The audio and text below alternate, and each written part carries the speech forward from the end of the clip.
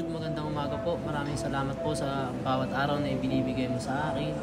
Sana po gabayan niyo po ako sa araw-araw at sa mga susunod pang mga araw. Amen.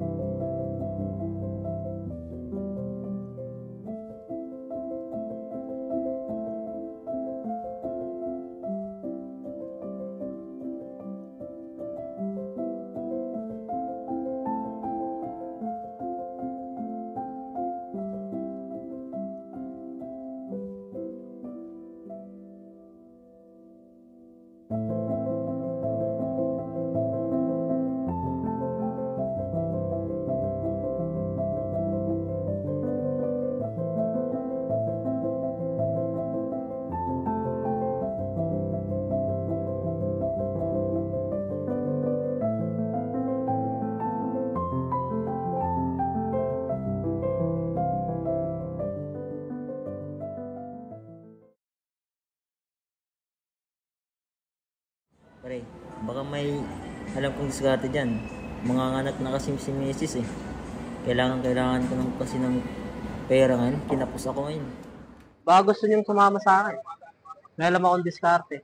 Pero kasi narinig ko kayo na medyo namang problema kayo sa gastusin. May alam ako. Basta makinig lang kayo ng kahit konting salita lang sa Diyos. O sige pre, yung pala, tara. Ano? Game na? O sige, tara. Ay, teka, sandali. Hello, boss. Baka meron ka Sorry, naman nisama ng yun. trabaho O sige. kahit anong trabaho lang kasi kailangan namin. Wala kaming makain sa bahay. Boss, wait lang boss. May nakakausap sa akin dito. Saglit lang ba? Ano, boss? Baka gusto mo rin sumama sa amin. May alam akong diskarte para tayo magkakaroon ng trabaho. Pero kailangan mo nang muna makinig sa salita ng Diyos. Ulog ng Diyos. Baka pwede naman ako sumama dyan, boss. Halika rito. Tara. Saglit lang ba yan? Sama tayo. Tara. Tara, boss. Uy, kamusta kayong dalawa? Basta, Kamusta ka, pare? Ako yung kasama nyo nung nakaraan na tinawag kayo, di ba? Gawa ng nahihirapan tayo sa trabaho, ganyan-ganyan. Pero may alak ako sa inyo. Sa ngayon, sisimulan muna natin yung Bible verse natin upang masimulan na rin natin yung job natin, community job. Parang maglilinis lang tayo, ganyan. Uy, kumusta? Late ako. Okay lang. Ako yung kahapon. Sige, ngayon, wala pa naman akong sinasabi sa kanila. Pero, start na natin ang Bible verse natin. Gaya ng sinabi ko sa inyo no isang araw, di ba? Tara. Ready na ba kayo makinig sa ating Bible verse ngayong araw? Konti lang naman siya. Ito ay tungkol lang naman to sa katulad natin na dumaranas ng kahirapan sa buhay. Nakita ko kayo, lahat kayo, pare-pares kayo na nangangailangan kayo ng tulong. Tapos, sino sa inyo ang buntis pa yung asawa? Ikaw, tulad yan, buntis asawa mo, kailangan mo talaga mag-tumigap. Tapos, ikaw naman, Iyo, nakita ko na parang nangangailangan ka ng trabaho kasi hirap na hirap ka, ganyan. Tapos, ito naman, walang pera. Nag-apply ka pala, pero hindi ka tinatanggap. Ngayon, narito ang ilang mga talata mula sa Biblia na maaaring magbigay ng mga lakas ng loob sa atin. At bibigyan na tayo ng pagkasa kasi tulad natin, dumaranas tayo ng kahirapan lalo na sa mga aspeto ng mga pera, ganyan, pangangailangan sa buhay.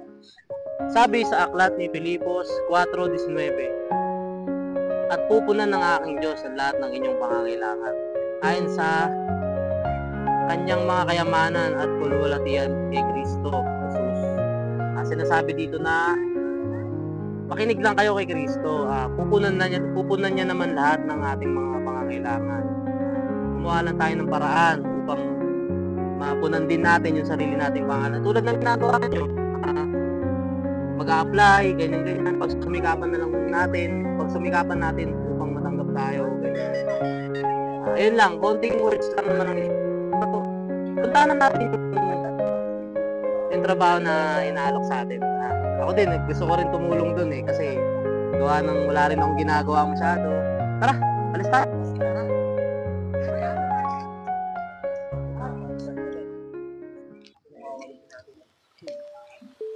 Tara.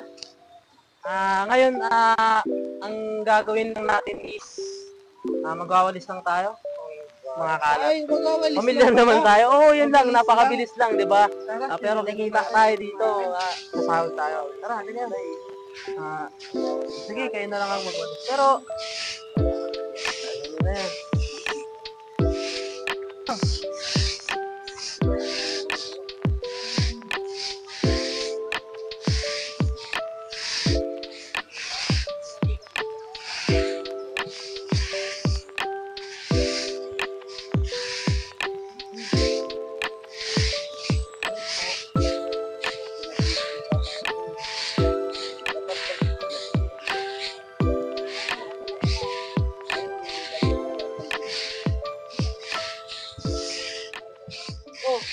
Okay na siguro yan.